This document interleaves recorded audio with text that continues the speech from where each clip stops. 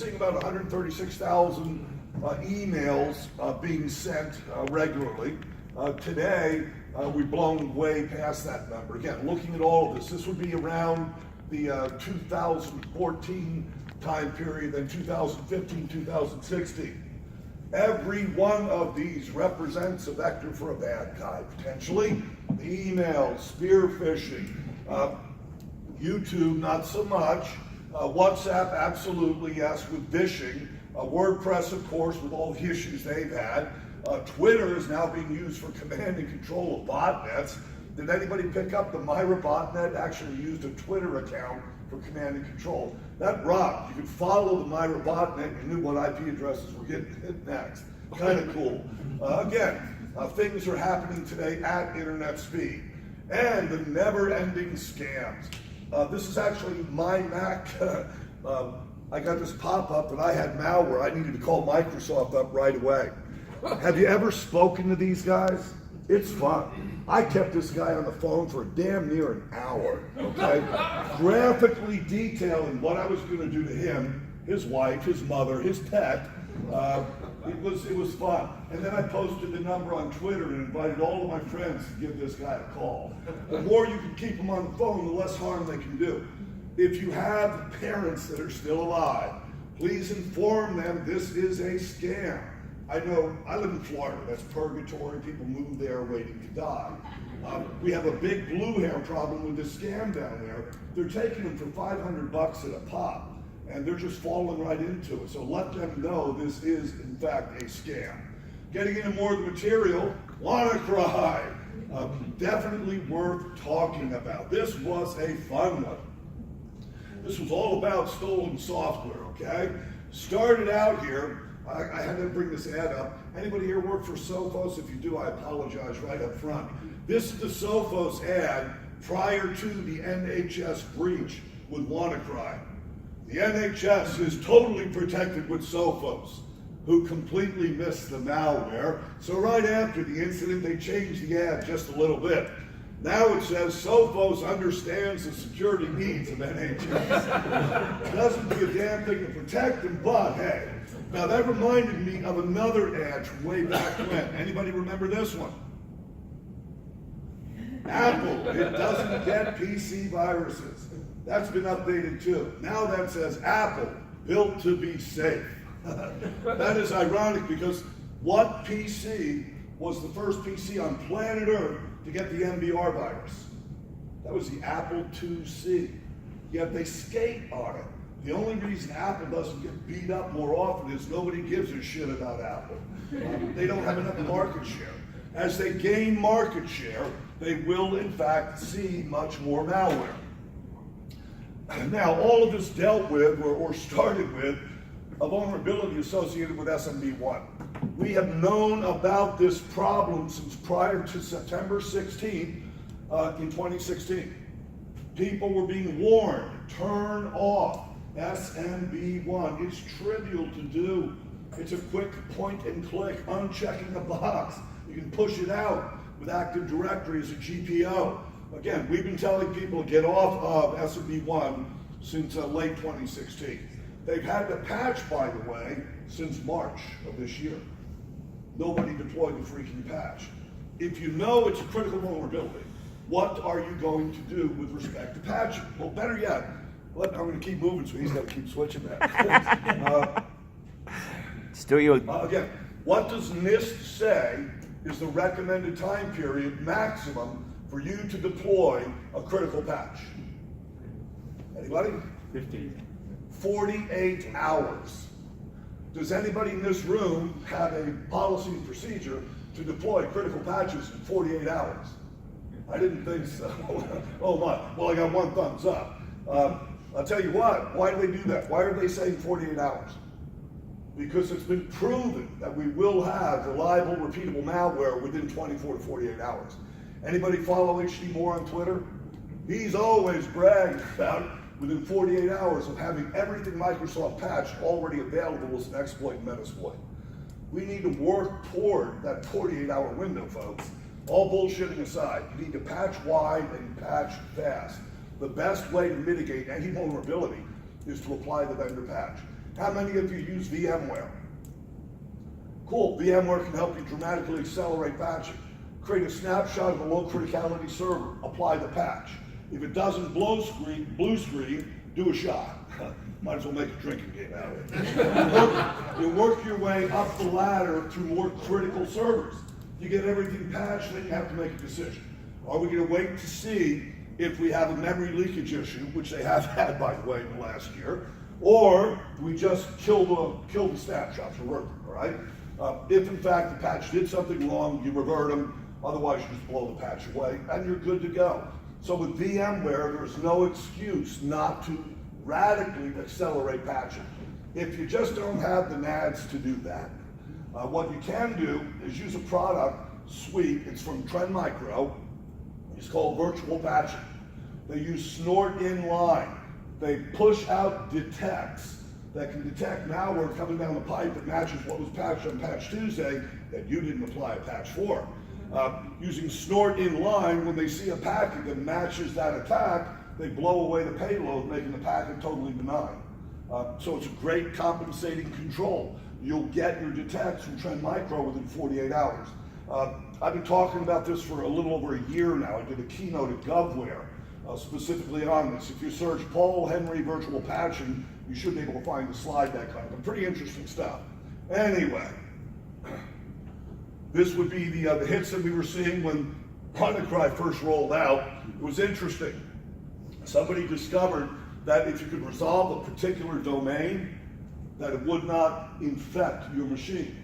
So this is about where the guy published, and he actually registered the domain himself and went ahead and posted it. So we had a dramatic drop off, but they've since eliminated that domain. It has been the kill switch, and we've seen an increase in it again.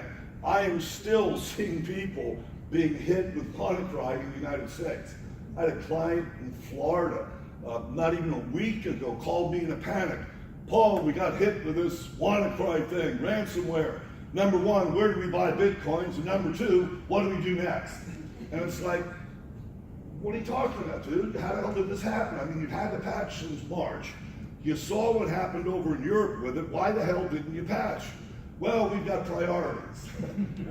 Security is not one of them. So again, I said, you're not showing me any sense of urgency, so I'm sorry, I have no sense of urgency for you. I'll send you some information on what to do, but I'm just not going to be able to make it in to help you. Such is life. I prefer to work with customers that actually remediate problems. I don't want to be associated with people that don't. It's as simple as that. Who does your pen testing? Paul Henry, eh? No, I don't want my name tied to a breach. Anyway, this is what you would see, of course, with WannaCry. Rather interesting. Again, in Florida, you don't find many retail outlets selling Bitcoins. We do a little money laundering thing down there with drug money, so they tend to frown upon things like Bitcoin that would make money laundering easier, but they do sell Bitcoins in ATM machines. And I've got the address of every one of them in South Florida. If you're in Florida, you need Bitcoins, drop me a line, I'll send you a list. Pretty interesting stuff. Anyway, this is yet another better screenshot of their request. They were only asking $300. At that point in time, that was less than half a Bitcoin.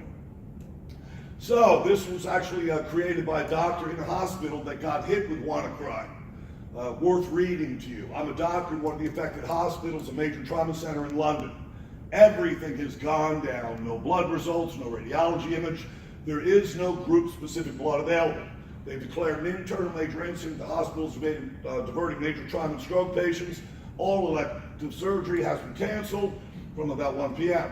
We're not doing anything in theater that's not life or limb threatening. There will most certainly be deaths as a result of this. I sincerely hope whichever begins with a C, ends with an S, we're responsible for this, get utterly, begins with an F, ends with a D, we have G rated, by GCHQ. This had a major impact. This is probably the second event that I've seen that has caused loss of life. There was loss of life at NHS. The first one was over Germany. They hacked a smelter, caused the smelter to explode, and killed operators that were operating around the smelter. So this year has been the first year we've seen death directly attributable to a cyber incident. All right. First appeared on May 12th. These are who it hit: Telefonica, Russian Interior Ministry. This one was funny as hell because people were sending me screenshots. German train station in Frankfurt had ransomware pop-ups on all of their consoles. FedEx was hit hard. FedEx has still not fully recovered, by the way. They've got data that is now just gone. Over 200,000 computers in 150 countries in the first wave, and it's still out there. Why? Because dumbasses still haven't patched. Oh my. All right. It spreads via a worm. It was kind of funny watching the press talking about the WannaCry virus. It is not a virus, it's a worm. A virus requires stupid human behavior to spread. A worm does not. It was using a stolen NSA exploit, external blue and double pulsar. This is software that was stolen by a group that is now selling the balance of the stolen NSA software on a monthly subscription basis. Shadow brokers, you pay X number of dollars a month for the subscription, and every month they release new exploits from the NSA. Pretty interesting stuff. So, this was the kill switch. That was the actual domain. A guy went ahead and registered the domain and then told everyone about it, and he put the brakes on WannaCry big time. It was funny as hell too, because a reporter over in the UK outed the guy. Where does he live? What's his address? He still lives with his mom, blah, blah, blah. Cyber criminals don't like this guy. Now they know where he lives. That was a dumbass move to make. Outing somebody on the net is just wrong. I've seen it time and time again. It's a pet peeve of mine. Do you guys remember when they drugged that guy off the United Airlines face and kind of bounced his face off the arm rail? A reporter in the US outed the guy, actually gave his address, his phone number, and literally a Google satellite picture of the guy's house, talking about his drug problems when he was a doctor earlier, and he's been in trouble before, maybe it's his fault, you know? That's just friggin' awesome, you know? So I outed the reporter. Oh yeah, I looked through the court records, got her voting records, got her address, gave her address, her phone number, and a satellite picture of her house. That was fun. If you follow me on Twitter, I do that regularly. P. Henry CISSP on Twitter. All right. So latest news, it actually took down Honda. They had to stop manufacturing cars, took out their actual production networks. All right, so what do? Patch, patch, patch, patch. Kill SMB 1.0 wherever possible. My client in South Florida can't. They have applications that only support 1.0, so we've come up with some compensating controls for them. Restrict access, of course, support 445.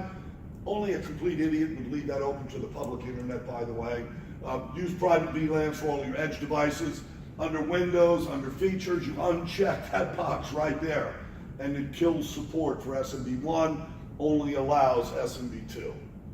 So this is just the beginning. Again, Shadow Brokers is doing monthly data dumps now of the malware they stole from the NSA. It would not be a good idea to subscribe to that list. If you hold a clearance, you're toast.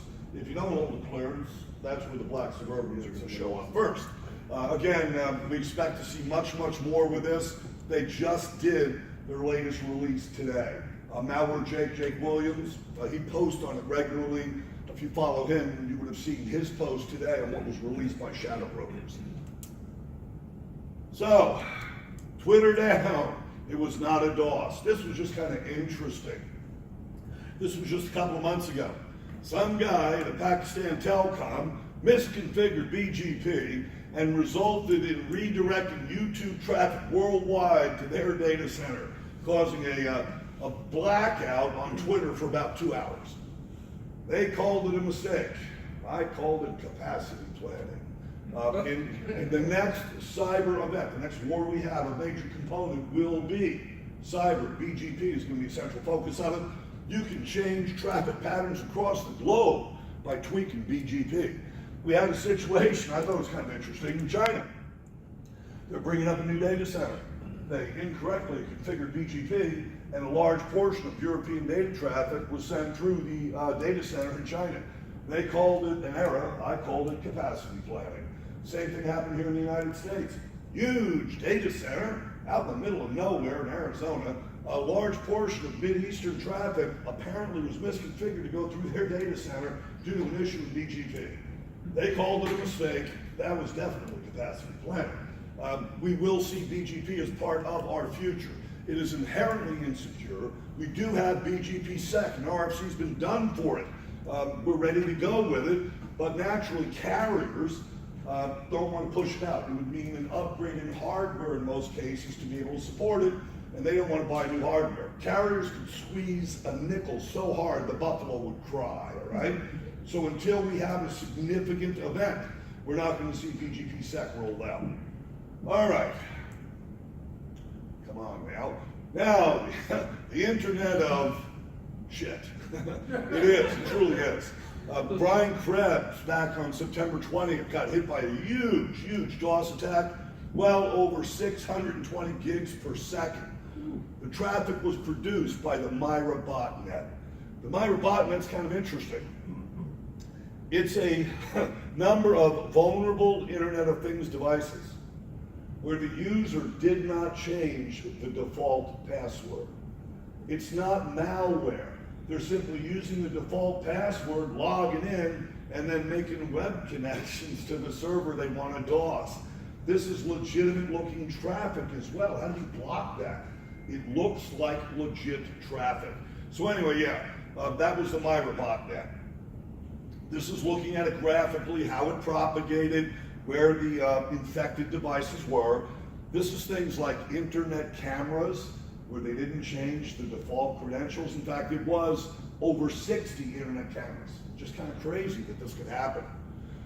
The source code for Myra is available on GitHub, by the way. So if you'd like to check out the source code, find a vulnerability, and take over the botnet yourself, check out GitHub, okay? Also, for mitigation, simply disconnect the device from the network. You want to eliminate risk of being connected to the internet, what do? Get the hell off the internet. You know, it's like all these girls that were complaining about iCloud being hacked and their naked pictures being published all over the internet. If you don't want naked pictures of you on the internet, don't put naked pictures of you where? On the internet. It can't happen. Again, make sure you change the default password before you reconnect. If you don't, you will be hacked again within seconds. Well, you really can't call it hacked. You'll be abused again within seconds. Again, get rid of the default password. If they have an update for it, always run the most current version of anybody's software. It's likely the most secure. Disable plug and play. And try to purchase IoT devices from companies that have a reputation for providing secure devices. If you happen to find one, please let me know. That would be something interesting to see. So, sorry about that. Consumers should be aware of the capability of the devices. If it comes with a default password or an open Wi-Fi connection, you're pretty well screwed. Understand the capabilities of your medical devices as well. If they're intended for at-home use, if the device transmits data or can be operated remotely, it has the potential to be infected, all right? We saw at Black Hat a couple of years ago. A guy did a presentation on hacking the insulin pump. You guys remember that? They could vary the insulin. Did you know a former VP a few administrations ago had a pacemaker? He had the pacemaker removed because he thought somebody hacked his pacemaker and take him out. The guy that presented at Black Hat 2 years ago was supposed to present again last year at Black Hat. Put on your tinfoil hats for a minute. Did you know the guy was on his way to Black Hat? He stopped in San Francisco to have dinner with friends and died of natural causes in his hotel room that night. It's only in his 40s. Oh my, makes you kind of wonder, doesn't it? Yep. All right, Big Pharma.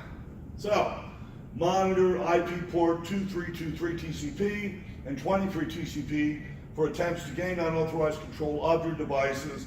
Look for traffic, suspicious traffic on 48101 as well. 48101 is used to send results to the threat actor themselves. Oh, I forgot to remove this slide. Well, these are the default credentials for a little over half of the cameras. I'm sorry, I apologize. I didn't put this up there to give you the ability to take advantage of this yourself, and I didn't put the rest of them up there that way either. So delete those two slides if you don't mind before you reproduce it yourself. All right, here we have a neat little vulnerability. This vulnerability was actually discovered by none other than Linus Torvalds. When he discovered it, he told his crew, hey guys, here's the vulnerability, let's get on this. Nobody fixed it. That vulnerability's been out for over 11 years. It's a privilege escalation vulnerability in the Linux kernel, prior to the fork to Android. Oh my, so what does that mean? Well, we have a ton and a half of proof of concept code available out there. I left the URLs there for you, and it's going to get ugly. Because it happened before the fork to Android, 1.4 billion Android devices are also subject to this vulnerability. Not hearing a whole lot of people talk about that. One of the big problems is, in order to apply the patch, you have to replace your phone in most cases to that. The older phones can't run newer versions of Android, and you're pretty well screwed. So your only choice is to literally buy a new phone. All right, more Android issues. You heard of Rowhammer? You pound on rows of a DRAM, you can overwrite data. They discovered the same vulnerability can exist in an Android. They did some initial testing. Get this to move here. Check it out. The LG Nexus 5, they tested 15 devices, 12 were vulnerable. Oh my. So DHammer has been known to have given root privilege with DRAM, well, with machines running the bad DRAM chips. Now we have DRAM as an issue as well with Android. So this is a little posting from Mudge. Anybody know Mudge? Mudge was with Loft, great guy, good researcher. He just spent the last 2 years working for the feds analyzing security federal networks. And this is the comment that he made just before he ended his tenure there. DoD data cleared for release shows on average 1/3 of vulnerabilities in government systems is in the security software protecting those government systems. Holy shit. 1/3 of the vulnerabilities are in the security software. Kind of comforting, isn't it? Who's watching the watchers? Okay. Well, let's take a look at that. Today, we got a big bad internet here, our trusted land there. You got to put a Huawei firewall in up front to protect you from the NSA backdoors. Then you put a Juniper behind that to protect you from the Chinese backdoors. Put in a Cisco to protect you from the Israeli backdoors. And put in a checkpoint to protect you from the Russian backdoors. Oh my.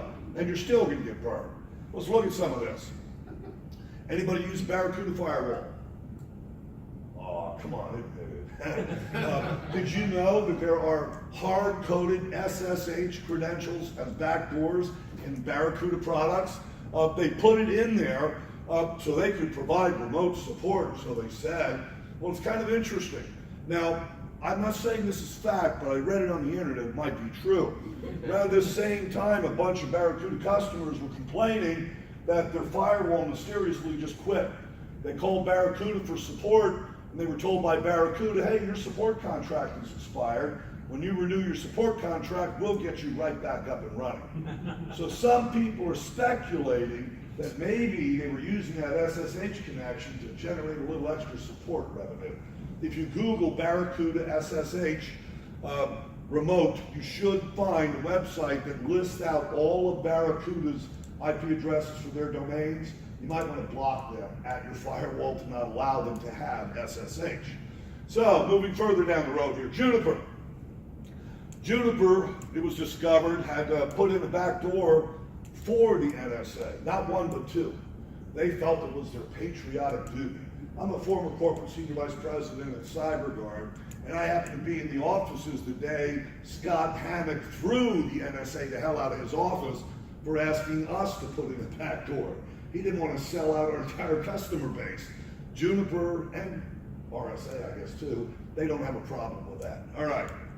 So looking at this, it's been months since we knew that the backdoor was there, and Juniper has still, even to this day, failed to fully close off the backdoor. So they claim they removed it, but testing shows it has not been removed. It's a bug in the dual EC implementation for VPN with them. Sans actually stood up a honeypot and proved that using the default credentials, people were actively trying to connect to the Juniper products. Well, as of summer of the past year, they had promised to replace the code, well, fix the bug and replace the code. Still had not yet happened. The best description of the bug is shown here. This is Matthew Green to Stuart Baker. The backdoor in EC is in two parts. Think of part one as adding a second keyhole that overrides a normal lock in the door. Part two is a specific lock cylinder that goes into that keyhole. What the attackers did in this case was replace the lock cylinder that was put in by the NSA with a lock cylinder of their very own. So the Chinese backdoored the NSA's backdoor. Oh my. That couldn't have been possible if the backdoor hadn't been fitted with a second keyhole in the first place. The NSA built a powerful eavesdropping backdoor. The Chinese, not attackers, which should be blunt, simply repurposed it by changing a few bytes of code. It's actually 4 bytes of code. Apparently, somebody needed this backdoor to be left open, and that's why Juniper drugged their feet on getting out the patch. Now, I mentioned RSA a moment ago, and that this is a little tirade of mine, I apologize, but it's also a known fact that RSA was paid $10 million by the NSA to use a weak algorithm on the RSA token to make it easier to hack the RSA token. It was an initialization randomization routine that was weak that made it easier for the NSA to crack the RSA tokens. Congress is now investigating U.S. government's involvement in the Juniper backdoor. It'll just be interesting to see if anything ever comes of that investigation. Anybody here use Fortinet? You're screwed too. Oh yeah. In Fortinet, hard-coded backdoor, interesting. Whoops, sorry about that. Damn, I forgot to take that out too. There's the hard-coded password for the Fortinet. Please do not write that down. Oh shoot. There's the actual source code for exploiting the vulnerability. There's an example of it actually being done. Careful with the slide deck, folks. All right, the official statement from Fortinet. The issue was resolved and a patch was made back in 2014. It was still being exploited over the last year. Don't give me that, all right? They did not fully patch it. Love the headline here. This is actually a magazine, SC Magazine. Fortinet on SSH vulnerabilities. Look, this really isn't a backdoor, honest. It's remote support. Hard-coded, but it's remote support. When it's hard-coded and anybody gets the credential, it's game over, okay? All right, now another one to look at. Cisco's sinful knock. Anybody remember sinful knock? This is kind of interesting. If you turned on the syndication feature on the Cisco router, it would automatically keep it updated on the iOS. But problem is, you could trick it into downloading iOS from the wrong source. And you could actually literally get a rootkit running at iOS level. This is looking at where it had propagated to. You see 3 of them here in China. I call that pre-rollout testing. Every IP address for command and control resolves back to China. It's no wonder who put this out there. Looking at it graphically on a map, that shows you some of it. You get a better handle on just who this was targeting. Another Cisco issue. Everybody remember the ASA issue? Not 1 patch, but 2 to fix it. I can still remember I got my notifications from the full disclosure list, along with proof of concept code. Had a client of mine in South Florida, a critical infrastructure facility that uses about a dozen of the ASA firewalls. I pop them an email. Dude, you need to get this compensating controls in place and get this patched as soon as possible. He emails me back, come on, Paul, it's a theoretical vulnerability. I emailed them back the proof of concept code. They patched that night. Well, not patched, but they put in compensating controls. The first patch broke your VPN. The second patch finally left the VPN running and fixed the problem. All right, yes, again, SANS stood at the honeypot and we saw active exploitation of the issues with ASA. Sonic Wall. Anybody use Sonic Wall? I'm an equal opportunity offender here, okay? So we're hitting everybody tonight. With Sonic Wall, they didn't take out vulnerabilities in the actual firewall. They took out the management console. Now they had control of every firewall under management. This was interesting. All right, these were the vulnerabilities that allowed them to get control of the management console. The attacker simply logged in with that username. Anybody want to guess what the password was? Password. And you are now a local admin on the console. So now you create your backdoor account with a solid password and you're good to go. Even if they patch the problem, you've still got remote access in as an administrator of the console. This is the SGMS console. So the attacker logs in, creates his own backdoor, and it's pretty much game over. So, time to talk now about the NSA. Oh my. This has been another rather interesting thing. I do stay away from actually playing with the code. I don't go out to WikiLeaks either. That could be a problem for me. but I certainly do like reading about it when it's public in the press. So yes, here we go. This is, in fact, attacks made against a group called the Equation Group. It has been alleged that the Equation Group is actually the NSA, okay? Who knows? I read it on the internet. It might be true. So, they're suspected of being the NSA. By 2015, most of the targets of the Equation Group have been Iran, Russia, Pakistan, Afghanistan, India, Syria, and Mali. Folks that we in the U.S. are not very friendly with. So that does tend to lend a little credence to who it might be. Well, Shadow Brokers is a hacking group that literally stole the malware from the Equation Group and then offered it for sale on the internet. They originally wanted 1 million bitcoins, $1 billion, okay? Kind of interesting because nobody came up with the money. So they got pissed, so they started to try to prove that this is real. They started releasing source code for the NSA's exploits.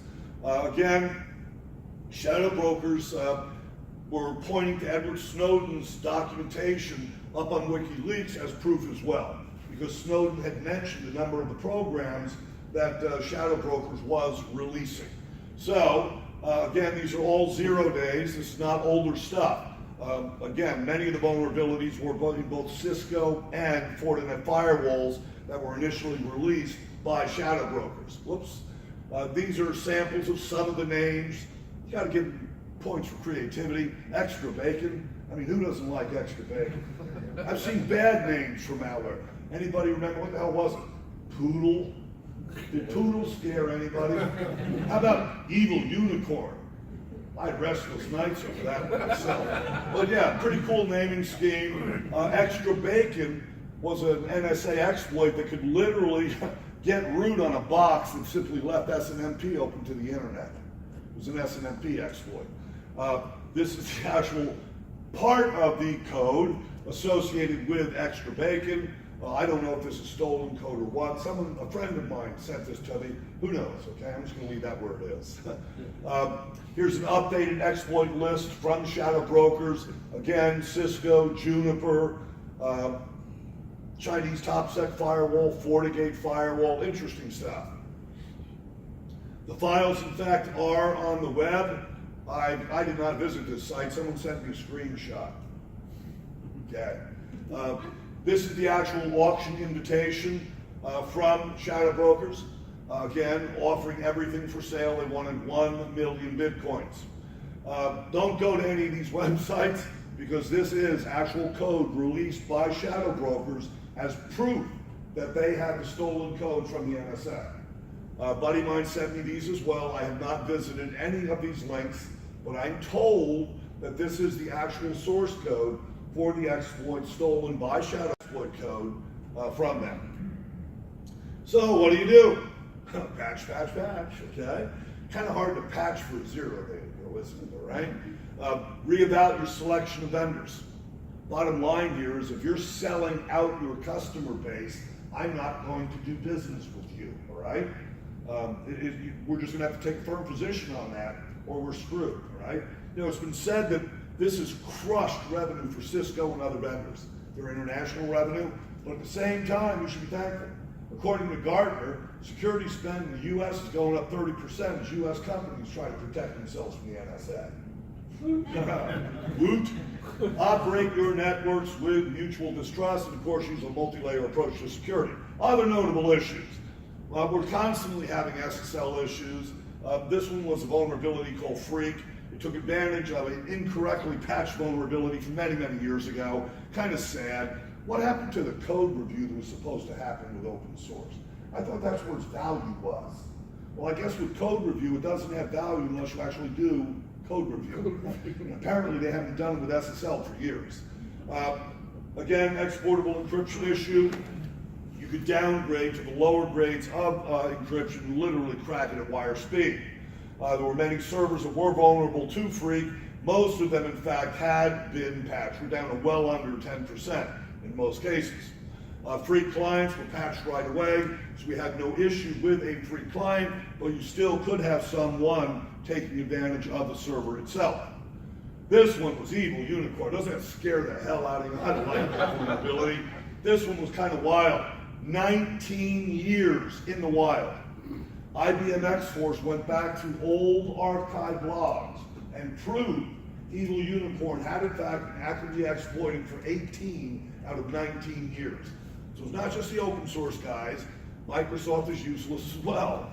19 years, oh my God. You know, you think when you've done your vulnerability scan with Nexpose or Nessus that you're good to go, huh? Not when you got crap that's 19 years old out there that hasn't made it into the database, okay? It's just frightening. TLS and security quick history lesson. This again all ties back to the code review issue. We've had the cipher attacks, Beast, RC4, compression attacks, crime, time, breach, downgrade attacks, Poodle, padding Oracle attacks, Lucky 13, and now we've had 2 different versions of Heartbleed. Where is the code review for open source code? Again, I agree that sure sounds good, looks good on paper, but if you're not actually doing it, you're kind of screwed. It's like buying a security product and leaving it up on the shelf in shrink wrap. Buying a security product does not make you more secure. You actually have to implement that security product. Somebody needs to remind Home Depot of that. Did you know in the Home Depot breach, they had purchased Semantic Endpoint Security Suite, sat up on a shelf. They shut off their AV subscription when they bought it. Did you know at the time of the breach at Home Depot, they had not updated their AV signatures for 4 years? AV sucks already. When you don't update your signatures for 4 years, oh, it really, really sucks, okay? Good stuff. So, another TLS issue, an RC4-based SSL TLS attack has been found back in March of 2015 on a 13-year-old vulnerability. Apparently, they didn't test the patch because it still left you vulnerable, so we were stuck out there for a period of 13 years thinking we were secure because we applied the patch. It's shocking, but finding RC4 still enabled is a principal finding in most of my pen tests. And I tell them to kill it and kill it with prejudice. RC4 just has such a history of issues. Mimikatz. Anybody here a Mimikatz fan? I am. You gotta love you some Mimikatz. Mimikatz get more powerful, right? Mimikatz will simply reach up in a RAM and grab credentials. They actually have a port of this now to the rubber duck.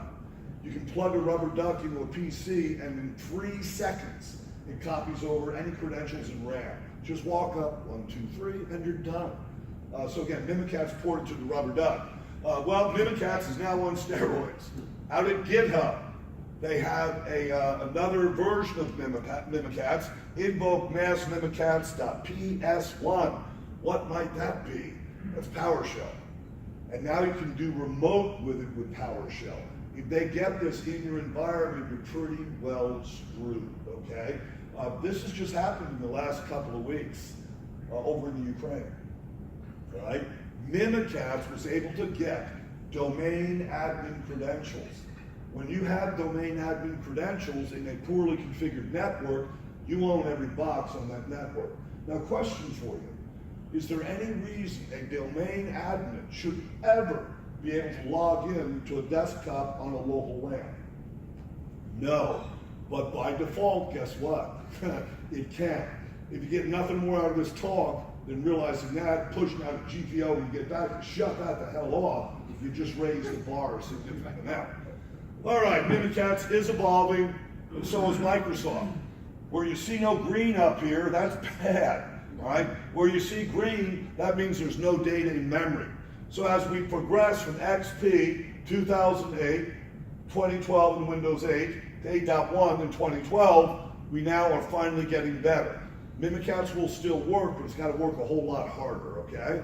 Eventually, they'll solve the issue, but it has taken a decade, and we're still having problems with this. By the way, did I mention Mimikatz does not leave a single footprint in the snow? Mimikatz can be totally run out of RAM and never touch the hard drive. That's kind of interesting. Did I also mention there's a couple of new features in Mimikatz?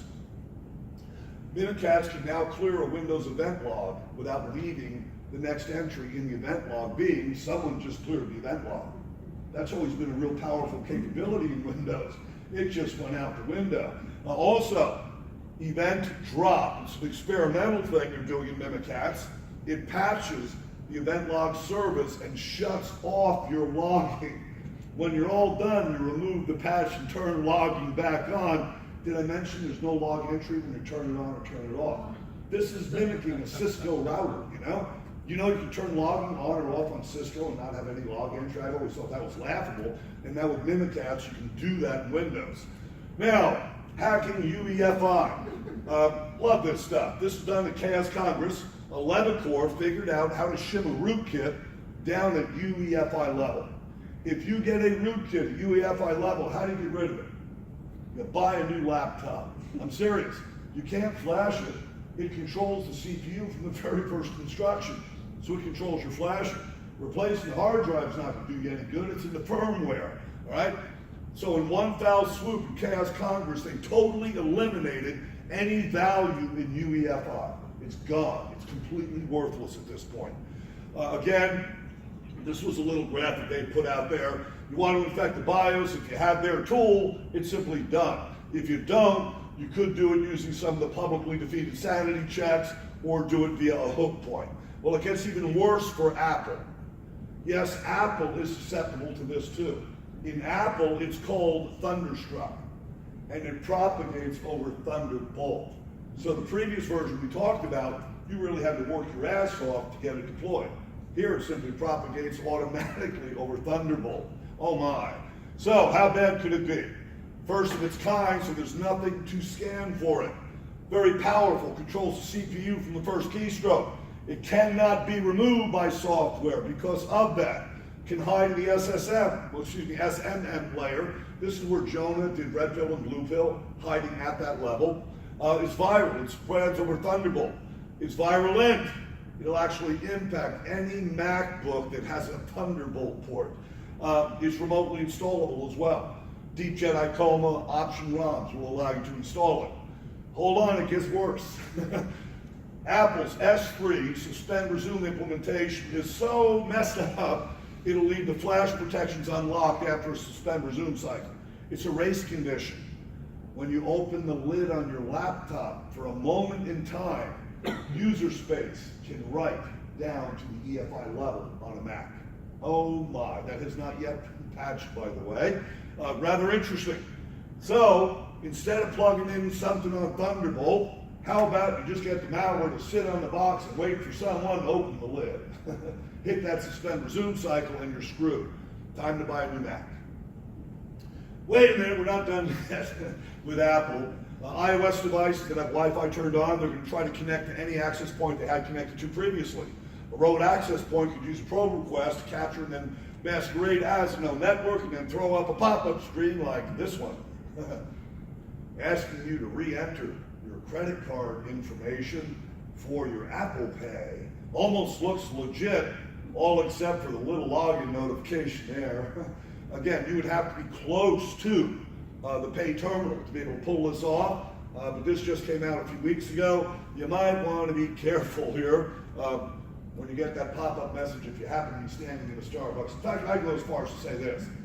If I'm standing in line and you're standing behind me and I get that message, you're getting a throat punch. Now, yet another Flash 0 day. We can all forget about this. Did everybody catch the announcement? They are end-of-lifing Flash. Finally. You're cheering, but dude, we've all made good money off of that. I mean, no shit. It's been a good ride for me, at least. That's like my kids. I bring up this website that does all the pew crap, Norse, and my kids are always asking, Daddy, what's that? And I said, that's your new pair of shoes, son. Hell yeah, it's opportunities for us. Next, lingering Flash issues. Did you know that if you use a bad version of Flash to create an SWF file, you may have created a bad SWF file. Even though you go in and you patch Flash, you've still got malicious SWF files out there. If you have never updated your legacy FWF files, you might want to give that a shot. Just recreate them with Flash to eliminate any possibility. Again, they refer to that as a lingering Flash vulnerability. You might want to Google around and check that out. Next, Lucky Strike. I ran across this a couple of months ago, and this has become a major component in my pen testing. This will automatically help you encode a PowerShell script as an encoded script within a Microsoft Word document, spreadsheet, or PowerPoint deck. And it obfuscates it. Oh my. I've yet to have a first pass on this fail to walk through virus total with 0 hits. Kind of cool. I have fun with it. You know, what I'll do is I'll send them a PowerPoint deck. They'll open the PowerPoint deck, the calculator pops up, and a little notepad pops up explaining, I only started the calculator, maybe. Yeah. Gets their attention.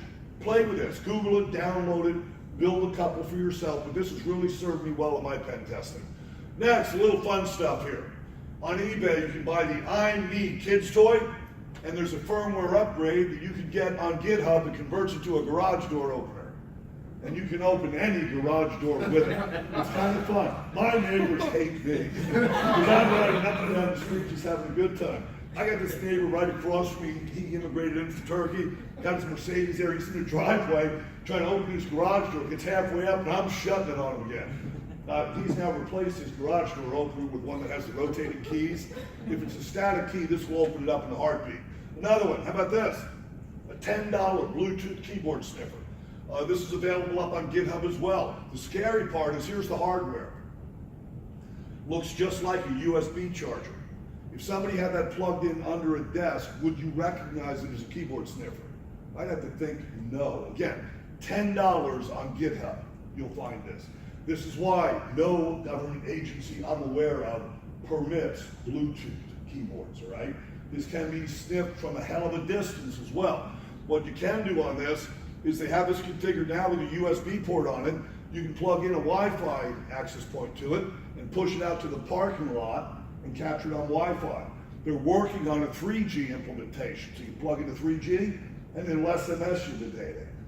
Kind of cool. I thought it was interesting. It's only $10. Car hacking made easy. This has made me change a habit. When I go to lock my car now, I hit the button twice. Why? Because I want to hear the horn blow. If I don't hear the horn blow and you're standing next to me, throat punch. Hell yes.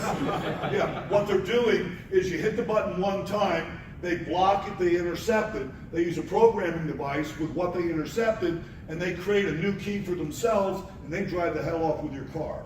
This is a reality today. Be aware of it. Push the button twice. Hear the horn beep or don't. Killer USBs. Anybody bought theirs? I got mine. These are sweet. I keep these just laying in my laptop bag. Oh yes. That creates a negative 800 volt spike. What happens to a laptop when you get 800 volts negative DC across the USB port? Poof. Poof. They've got a brand new version of this. It no longer goes poof. It just, you'll have flames coming out of your laptop with it. It is just amazing. These are $100 a pop. Now, mine are just laying in a laptop bag. Somebody steals that laptop, you know they're going to plug that in. And it's going to blow up whatever the hell they want. But that's created a little dilemma for me. I have to travel internationally. Do you know what's happening at Border Patrol now? They will take all your shit and image it. Yeah. They feel that until you're on the other side of that counter, you have no rights. You're not a U.S. citizen. Officer, you really don't want to plug that one in. Oh, hell no. No way, dude. Don't plug that in. Yeah, that could be fun. I may need bail money, but that could be fun. Now, Jake Williams, he saw that I had one. He watched my presentation on it, and he's walking through TSA, and from the TSA line, you can reach a bunch of their computing equipment on the USB port side. So he just wrote me an email with a picture. I dare you. No. Be aware this shit's out there. This will force you to do something about USB physical security. There's a company in Ocala, Florida that actually makes a USB lock. I use the epoxy method. Works for me. I disable the ports with epoxy. If you're leaving this shit open, somebody can smoke the hell out of your stuff in a heartbeat. Now, I'm also told that someone has created an RJ45 version of this. If you've got a PoE switch, take a look around this room. I guarantee you will find RJ45s. You can literally charge it, plug it in, and take out the entire switch. You might want to consider reassessing physical security for your publicly accessible RJ45s as well. Oh shit, I got mine. Just so you know what it looks like, that's the logo, but you can also order it with no logo. Just plain white, all right? Mine are plain white, with the exception of the first one I bought. Next frontier, this was a guy on GitHub that was selling this interface to a Tesla. We learned some interesting stuff with this interface. They're running an old version of Red Hat. It is somewhat patched, but they've got a lot of default services turned on, and we can't figure out why. Why would Tesla need finger enabled in an automobile? I didn't realize what it was until the thought just hit me. Road rage. Yes. Anyway, the guy had this for sale on GitHub for over a year. About a month ago, they finally pressed charges against him. He stole their technology to create the interface, okay, and was selling it for a year, and they finally had him arrested. So this has now been removed from GitHub. So if you're going to hack a Tesla, do it over Wi-Fi. Because they all update over Wi-Fi. Why not? What the hell? All right, one for the road warriors at hotels. This is a bad one. It's the AntLabs in-gate Wi-Fi router. This has some remote code execution vulnerabilities in it that allow a bad guy to take it over. And when you think you're downloading an update from Microsoft or someone else, they'll do an MD5 hash collision on it, and you're downloading malware. Many hotels use this because it easily integrates with their billing systems, okay? Because of things like this, I never do an update over hotel wired or Wi-Fi. I wait until I get back home, okay? If you're traveling internationally, that should be a normal course of business. Even in the US, though, with this, I no longer do updates on the road. This is the original presentation on the DRAM issue. Again, we now have this in Android, but I put the first slide up there so you can kind of Google for what's on it and check out the presentation. It's Rowhammer. It takes advantage of issues with physical DRAM memory. Again, you can bang on an adjacent row and get data in the alternate row to change. They've done sandbox escapes, they've done kernel privilege escalation, and they've been able to write access to page tables. 15 out of 29 machines tested were found vulnerable to Rowhammer. How do you patch this? You don't. You buy a new machine. You can't. In many cases, the DRAM chips are soldered in. You're screwed. You got to replace the hardware. That brings us to Punk Spider. As I was getting ready to head out on my latest road trip, somebody sent me a link to this. I started playing around with it a little bit. Punk Spider will provide you with a free web application assessment. It'll look for SQL injection, cross-site scripting, directory traversal. They have inspected 89 million web pages. They have found 3 million vulnerabilities, and they post all of them to a hacker column. Oh, hell yes. You think you're getting analyzed for your benefit. Oh, hell no. They're scamming you so they can attack you. And they post the vulnerabilities on the public internet. I just thought that was kind of interesting. I put it up here so you can go back and block any access from the domain of Punk Spider. When it's too good to be true, chances are it in fact is too good to be true. That does pretty much wrap us up. We've got 2 closing slides. So closing thoughts, we're all screwed. Not really, we're all in pretty good shape. You learn this industry, you will make one hell of a living for the balance of your career. I've been retired now for almost 9 years, and I can't take a day off. There's just too much work out there, you know? Again, if you learn your craft, you get the necessary certifications, you're never gonna miss a deal, all right? Good stuff. So here's the deal. Attackers today, on average, are in your environment for more than 150 days before discovery. It's because we're focusing all of our efforts on the gateway, looking up the pipe and all the bad shit coming down at us.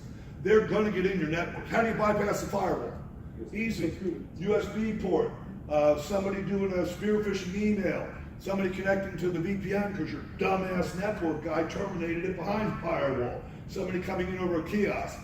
There are ways around your compensating controls, folks. Once they're inside, they move laterally. You lack the detective controls to prevent lateral movement. You know you can do that with a Windows firewall? Is anybody blocking LAN-to-LAN connectivity with their Windows firewall? You should be. It's free. You can configure it, push it out as a GPO. How about snort? Simple snort rule. If anyone on this subnet, on any port, tries to connect to anyone else on this subnet on any port, send a reset to both ends of the connection. One snort rule just eliminated TCP lateral movement across your environment. Anybody doing that? Usually no. That's one rule. You can run that in a freaking Raspberry Pi, okay? Not a big investment in that. All right. So BBIR is telling us 62% of organizations took many months to discover they were compromised, and it was always an unrelated third party. One of my favorites, of course, is Mr. Brian Krebs, right? We actually do an at-night session, how to avoid an email from Brian Krebs. Really is kind of cool how hackers will just open up to this guy. I gotta tell you though, if you're not following him on Twitter, you need to be. If you're not reading his blog, you need to be, because I don't know how much longer he's going to be public. I got a feeling he's going to be in protected custody here pretty quick. You heard what they've done to Brian Krebs? First, they did what's called smishing, I guess it is. Swatting, yeah, they spoofed caller ID, right? So screwed him over, spoofing caller ID. Then they prepaid all his public utility bills with stolen credit cards. Then they emailed heroin to his home and called DEA. Well, they actually extradited the guy that sent him the heroin. He's in the jail in the U.S. right now awaiting prison. Well, awaiting trial. He will go to prison. And guess who he let into it? Brian Krebs. Oh my. Such is life. So anyway, I sent a text message to Brian, actually it was a Twitter message to Brian Krebs about 3 months ago. You see my Twitter feed if you go through it. Basically, I said, hey Brian, I want to know every plane, train, or automobile you plan to use in the next year, because I won't be 10 miles from all of them. I love the guy, but man, he needs to tighten it up. They are really out to get him at this point. So BBIR, you got to accept that there is no barrier.